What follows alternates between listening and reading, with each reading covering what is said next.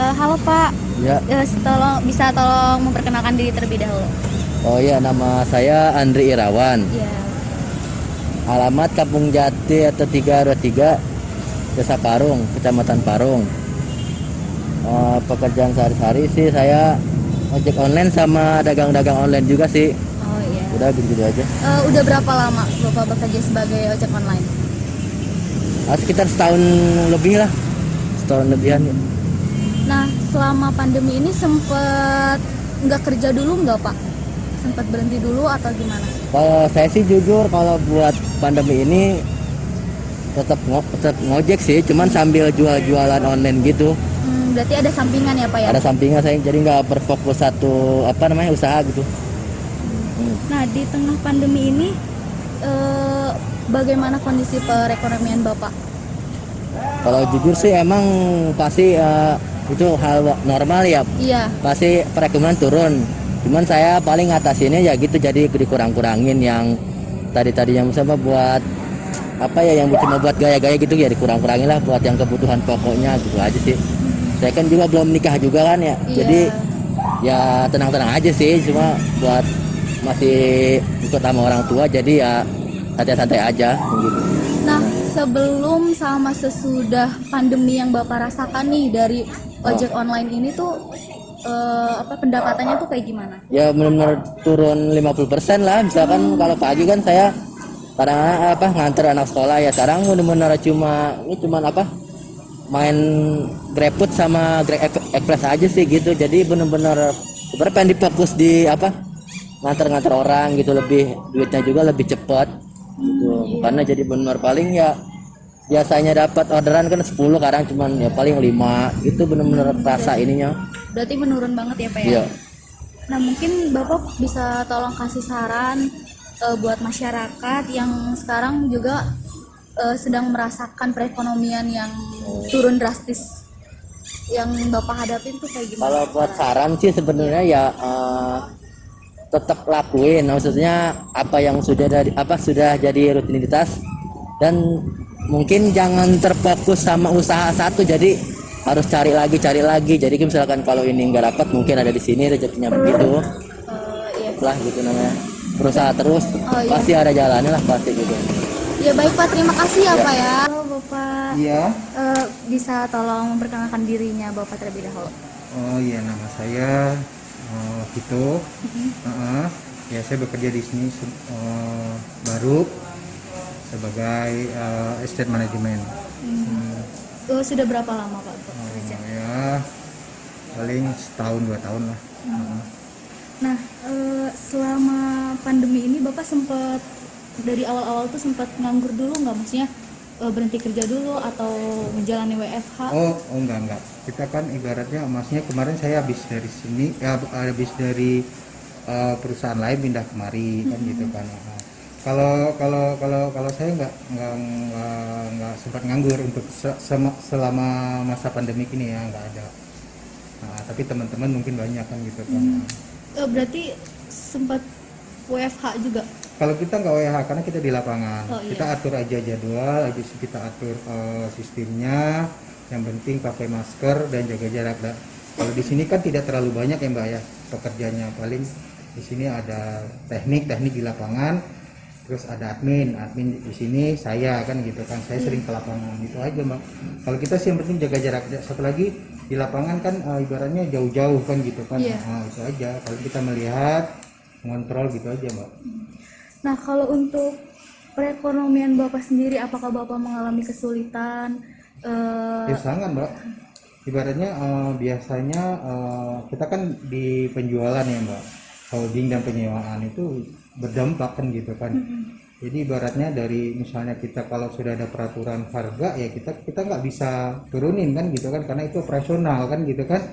Udah dihitung dari perusahaannya dengan akunting kita, biaya operasional apa semua sangat minus gitu. Nah, perbedaan yang Bapak rasakan ketika sebelum corona sama setelah corona? Ya sangat berbeda. Yang pertama adalah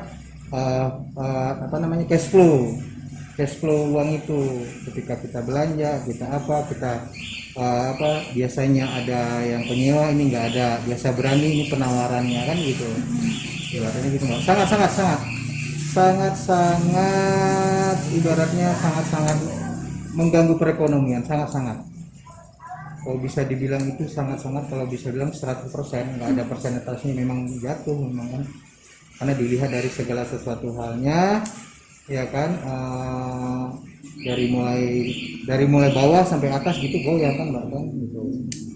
Karena kita ibaratnya banyak pun misalnya lagi pergerakan kita harus kita kurangin, sedikit pun kita kekurangan kan gitu kan ibaratnya. Tapi untuk penambahan ini kita kan nggak bisa nambah karena pergerakan atau perputaran uang kita kan nggak lancar gitu.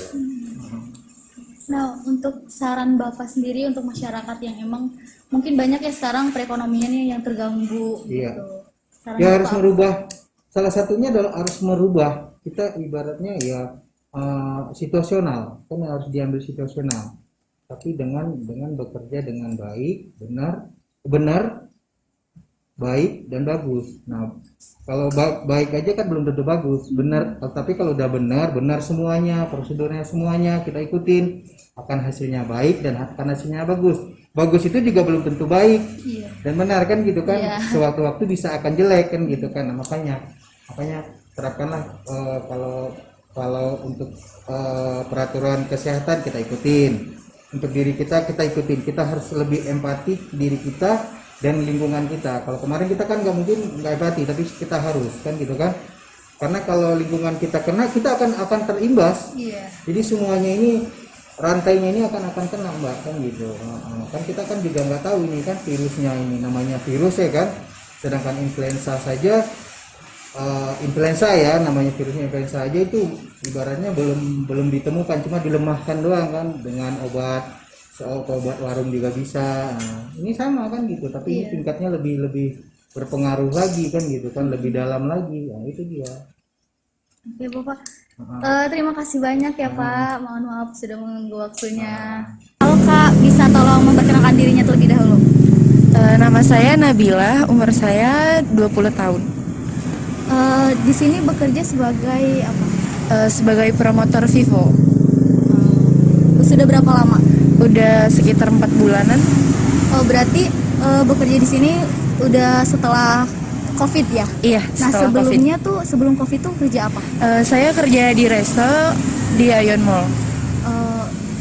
Berhentinya itu karena COVID atau emang gimana? Iya, saya karena ada pengurangan karyawan, jadi saya dirumahkan dulu karena ada COVID-19 kan. Oh, berarti sempat Iya. menganggur ya? Iya. Lama? Sempat lama sih, sekitar sebulan lebih. Nah, di tengah pandemi ini, bagaimana kondisi perekonomian kakak? Kayak Stabil kah atau gimana? lebih kurang sih, soalnya kan di handphone itu kan jarang banget ya orang-orang, apalagi sekarang kayak orang-orang tuh kayak lebih mentingin kehidupan dia dulu gitu dibanding apa yang mau dia beli gitu. Jadi menurun sih pembelian handphone. Oh iya. Nah, untuk perbedaan nih pas kakak bekerja di resto sama kan itu kan sebelum. Nah, setelah sekarang COVID tuh kayak gimana perbedaannya? Perbedaannya jauh banget sih, soalnya kan orang-orang lebih gimana ya?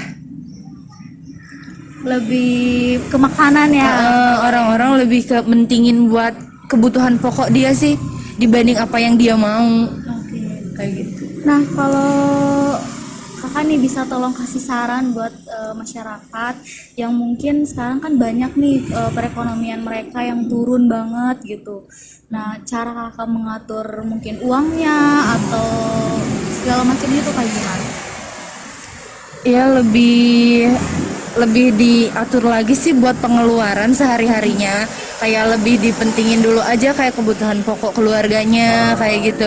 Terus kalau buat barang-barang yang sekiranya buat nanti bisa dibeli nanti, itu nanti aja gitu dibelinya. Gitu sih. Jadi lebih ke apa sesuatu yang emang dibutuhkan. Iya, sesuatu yang dibutuhkan. Oke. Kalau gitu terima kasih banyak ya Kak. Iya. Tolong memperkenalkan dirinya terlebih dahulu. Nama saya Dewi. Sudah berapa lama jualan?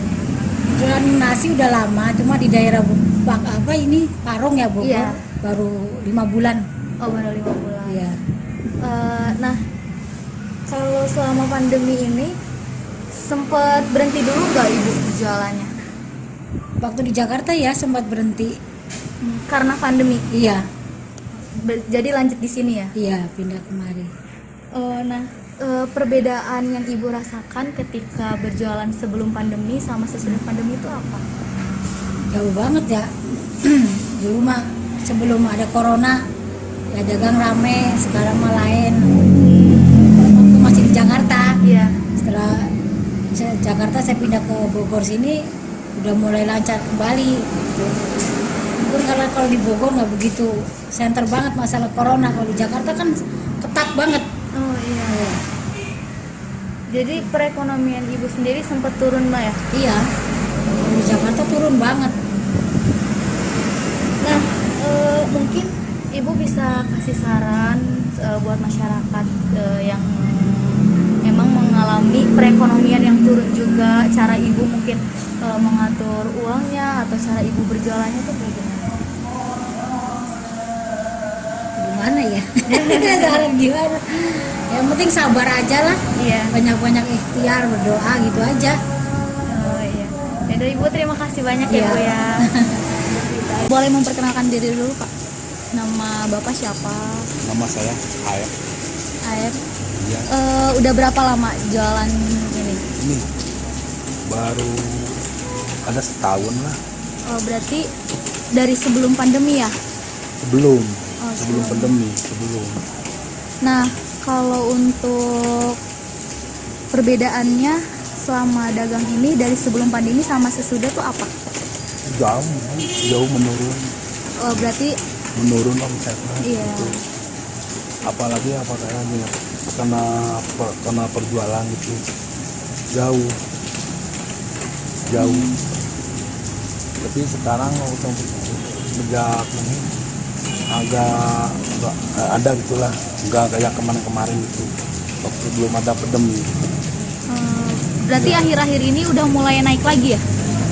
Enggak Enggak. begini aja sam. Jadi istilah gimana ya, sebutkan menurun tetap aja kemarinnya menurun kemarin sebelum ada pandemi itu seberapa bulan, 6 bulan kan. Iya. Nah itu lebih parah lagi Berarti kondisi perekonomian Bapak juga menurun banget ya? ya, menurun kena masalah kena ininya kan naik. Yang kemarin mah kan agak ini udah stabil. Nah sekarang mah kalau tambah parah naik lagi barang. Nah, Bapak bisa tolong minta saran mungkin untuk masyarakat yang nonton, gimana caranya Bapak supaya apa ya tetap berjalan jualannya, mungkin dari apa ya aturan dari mulai uang yang mungkin kan harus benar-benar diatur ya Pak ya sekarang tuh. Iya itu mah ya jelas uang itu kemarin kesan waktu ada pandemi saya lama nggak pulang, ada 5 bulan, ada 6 bulan. Nggak pulang? Iya, Emang Bapak dari mana? saya dari Tasik, Oh, Ciamis. oh iya. Ini alamatnya.